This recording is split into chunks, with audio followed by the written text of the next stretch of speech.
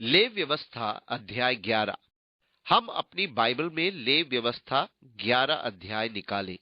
इससे पहले कि हम ले व्यवस्था अध्याय 11 पढ़ना आरंभ करें, हम व्यवस्था विवरण अध्याय 28 के आरंभ के कुछ पदों को देखें, क्योंकि ऐसा न हो कि हम नियमों में इतना उलझ जाएं और सोचें, काश हम इससे शीघ्र आगे बढ़ जाते। क्या ये वास्तव में आवश्यक है? क्या हम परमेश्वर के अनुग्रह के युग में नहीं जी रहे हैं? परंतु हमारे लिए जान लेना अति महत्वपूर्ण है कि परमेश्वर वास्तव में हमारे लिए आत्मिक नियम दे रहा है। परमेश्वर ने अपने वचन और व्यवस्था के बारे में अध्याय 28 में स्पष्ट कर दिया था। यदि तू अपने परमेश्वर यहोवा की सब आज्ञाएं जो मैं आज तुझे सुनाता हूं चौकसी से पूरी करने को चित लगाकर उसकी सुने, तो वो तुझे पृथ्वी की सब जातियों में श्रेष्ठ करेगा। फिर अपने परमेश्वर यहोवा की सुनने के कारण ये सब आशीर्वाद तुझ पर पूरे होंगे। धन्य हो तू नगर में, धन्य हो तू खेत में, धन्य हो तेरी संतान और तेरी भूमि की उपज, और गाय और भेड़ बकरी आदि पशुओं के बच्चे। धन्य हो तेरी टोकरी और तेरी कटौती। धन्य हो तू भीतर आते समय और धन्य हो तू बाहर जाते समय। यहोवा ऐसा करेगा कि तेरे शत्रु जो तुझ पर चढ़ाई करेंगे वे तुझसे हार जाएंगे। वे एक मार्ग से तुझ पर चढ़ाई करेंगे, परंतु तेरे सामने से 7 मार्ग से होकर भाग जाएंगे। तेरे खतों पर और जितने कामों में तू हाथ लगाएगा उन सबों पर यहोवा आशीष देगा। इसलिए जो देश तेरा परमेश्वर यहोवा तुझे देता है उसमें वो तुझे आशीष देगा। व्यवस्था विवरण 28 अध्याय 1 से 8 पद। परमेश्वर ने हमें एक विशेष आत्मिक व्यवस्था दी है। यदि हम उसका पालन करेंगे तो आशीषें पाएंगे। यदि आप व्यवस्था विवरण का अध्याय 28 पूरा पढ़ ले तो आप जान लेंगे कि उससे विमुख होने का परिणाम क्या होगा। पद 15 में लिखा है, परंतु यदि तू अपने परमेश्वर यहोवा की बात न सुने और उसकी सारी आज्ञाओं और विधियों के पालने में जो आज सुनाता हूं चौकसी नहीं करेगा, तो ये सब शाप तुझ पर आ पड़ेंगे। अर्थात शापित हो तू नगर में, शापित हो तू खेत में, शापित हो तेरी टोकरी और तेरी कटौती, शापित हो तेरी संतान और भूमि की उपज, और गायों और भेड़ बकरियों के बच्चे। व्यवस्था विवरण 28 15 से 18 पद। और अनेक अन्य अन्य विपदाएं। यहोशू के अध्याय 1 में मूसा ने यहोशू को एक प्रकार से कार्यभार पूरा सौंप दिया था। पद 8 में वो कहता है, व्यवस्था की ये पुस्तक तेरे चित्त से कभी न उतरने पाए।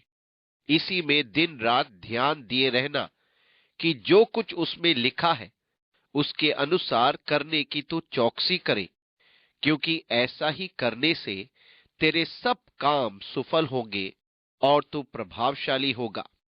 अर्थात तू व्यवस्था का पालन करना, उसके अनुसार चलना, इस पर मनन करना, तो परमेश्वर तुझे समृद्धि प्रदान करेगा और तू सफलता पाएगा। भजन संहिता अध्याय 1 में दाऊद कहता है, क्या ही धन्य है वो पुरुष जो दुष्टों की युक्ति पर नहीं चलता और ना पापियों के मार्ग में खड़ा होता और ना ठट्ठा करने वालों की मंडली में बैठता है, परंतु वो तो यहोवा की व्यवस्था से प्रसन्न रहता और उसकी व्यवस्था पर रात दिन ध्यान करता रहता है। वो उस वृक्ष के समान है जो बहती नालियों के किनारे लगाया गया है और अपनी ऋतु में फलता है और जिसके पत्ते कभी मुरझाते नहीं। इसलिए जो कुछ वो पुरुष करे वो सफल होता है। भजन संहिता 1 से 3 पद। कभी कभी व्यवस्था उकता देने वाली लगती है, परंतु ये जान लो कि यदि आप उस पर मनन करते और उसे पूरा करने का यत्न करते हो तो परमेश्वर की आशीष आपके जीवन में पूरी होगी। इस्राएल की संतान ने एक बड़ी गलती की। उन्होंने ये सोचा कि उनके पास व्यवस्था है, इसलिए वे व्यवस्था के द्वारा परमेश्वर के न्याय में उचित ठहरे। परंतु पौलुस कहता है कि व्यवस्था से नहीं, परंतु उसको पूरा करने से आशीष आती है। लेव व्यवस्था के अध्याय 11 में हम पाते हैं कि परमेश्वर हमें वे सब भोजन वस्तुएं गिना रहा है जो हमें खाना है और जो हमें नहीं खाना है। मुझे लगता है कि परमेश्वर आपके स्वास्थ्य में रुचि रखता है। यदि आज परमेश्वर हमसे बात करे तो मुझे पूरा विश्वास है कि फास्ट फूड के बारे में कहने के लिए उसके पास बहुत कुछ होगा। वो आपकी भोजन में रुचि दिखाएगा, क्योंकि आप फास्ट फूड जैसे खाना खाकर परमेश्वर से हष्ट-पुष्ट शरीर की याचना नहीं कर सकते। कहने का अर्थ यह है कि परमेश्वर हमारे पौष्टिक आहार में रुचि रखता है, इसलिए जो भोजन वस्तुएं उसने हमारे खाने के लिए लिखी है वे अच्छी है, स्वास्थ्यवर्धक है और बलदायक है। जिन वस्तुओं को परमेश्वर ने खाने के लिए वर्जित किया है, उनके पीछे स्वास्थ्य संबंधी कारण छिपे हैं।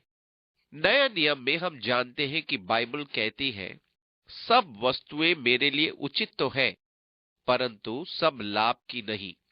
पहला कुरिन्थियों 10 अध्याय 23 पद। सब चीजें आवश्यक नहीं है। पतरस ने आकाश से एक चादर उतरते देखी जिसमें शुद्ध और अशुद्ध सब प्रकार की चीजें थी, और प्रभु ने कहा, उठ, मार और खा। पतरस ने कहा, नहीं प्रभु, नहीं, क्योंकि कोई अपवित्र या अशुद्ध वस्तु मेरे मुंह में कभी नहीं गई। प्रेरितों के काम 11, 7 और 8 पद। बहुत से लोग कुछ भी खाने के लिए इस पद को परमेश्वर की ओर से हरी झंडी समझते हैं।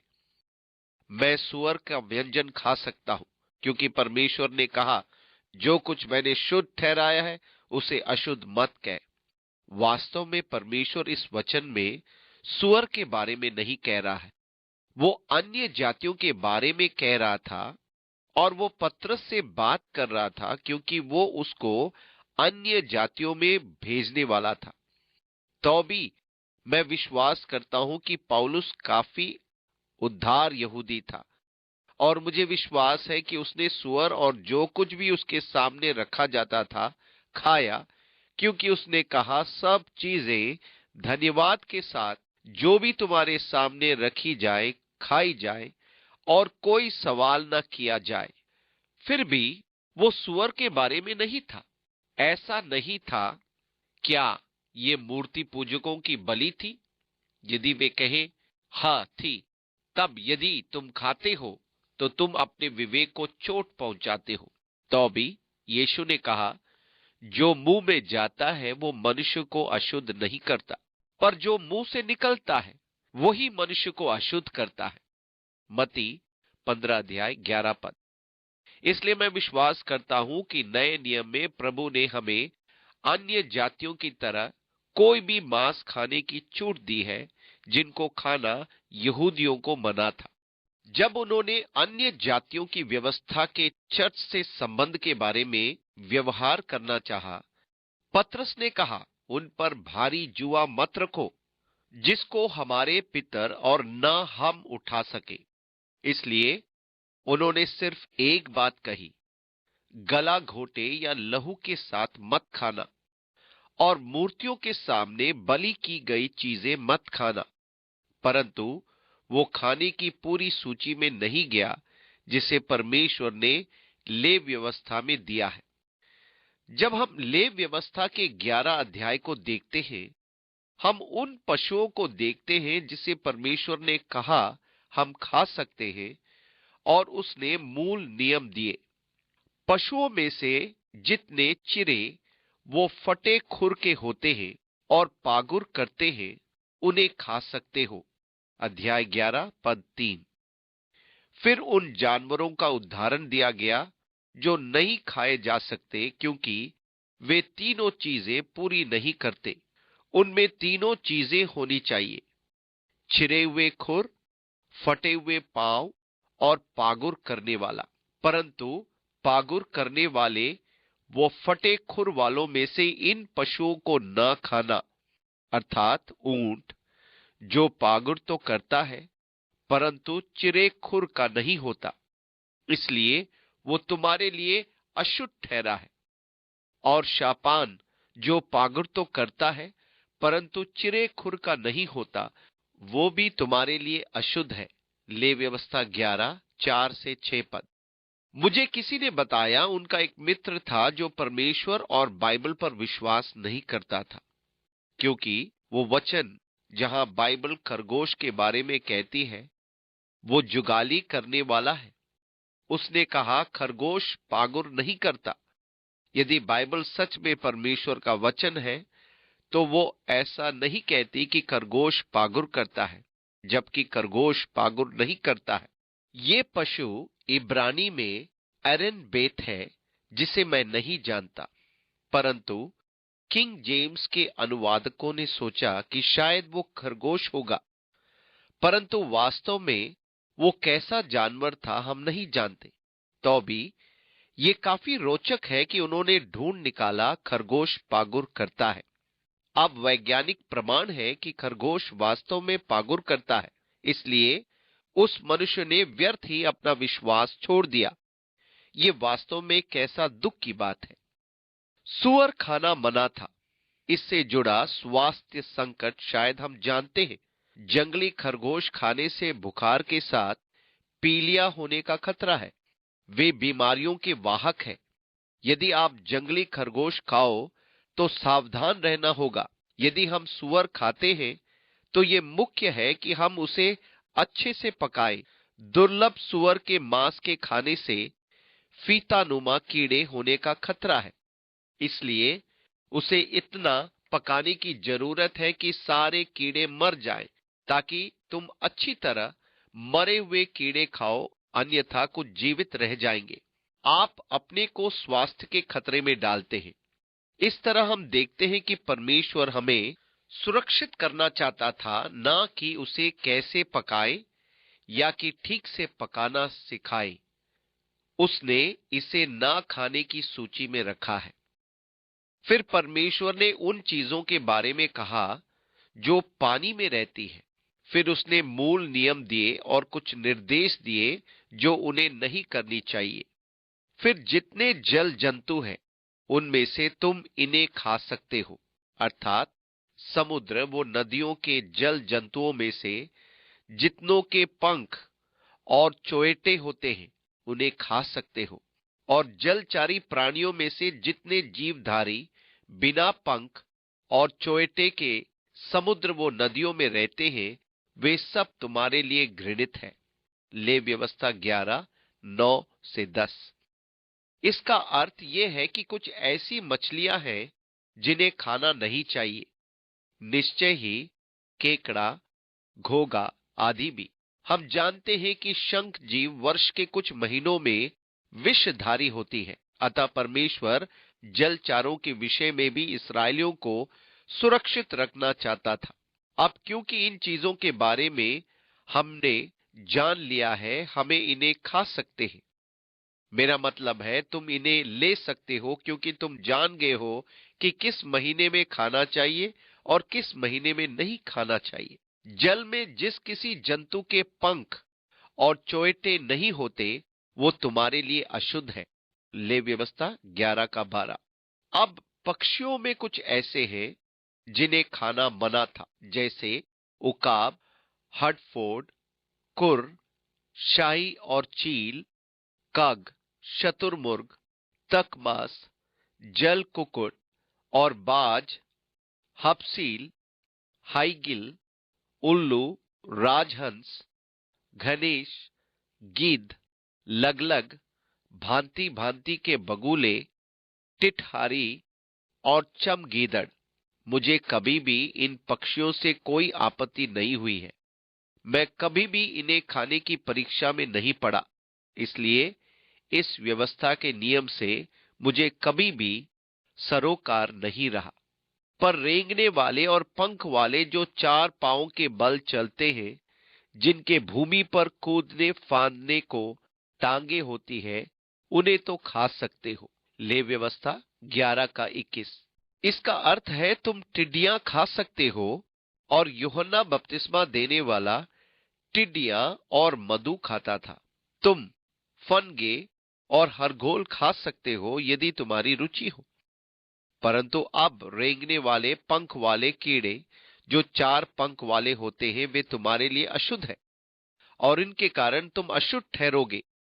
जिस किसी से इनकी लोथ छू जाए वो सांझ तक अशुद्ध ठहरे। ले व्यवस्था 11, 23 और 24 पद। इसी तरह परमेश्वर नियम बताता है जिससे तुम अशुद्ध हो जाते हो। इनकी लोथ छू लेने पर सांझ तक अशुद्ध ठहरोगे, और उसकी अशुद्धता से दूर होने के नियम। इसमें सुरक्षा के नियम है, धोना और मरे के लोथ छू लेने की अशुद्धता को दूर करना। ये स्वास्थ्य विज्ञान के नियम है जो परमेश्वर सिखा रहा है पशुओं, पक्षियों और सब जलचारी प्राणियों। ले व्यवस्था 11 का 46। यह रुचिकर है कि हर अध्याय के अंत में उसका निचोड़ दिया गया है।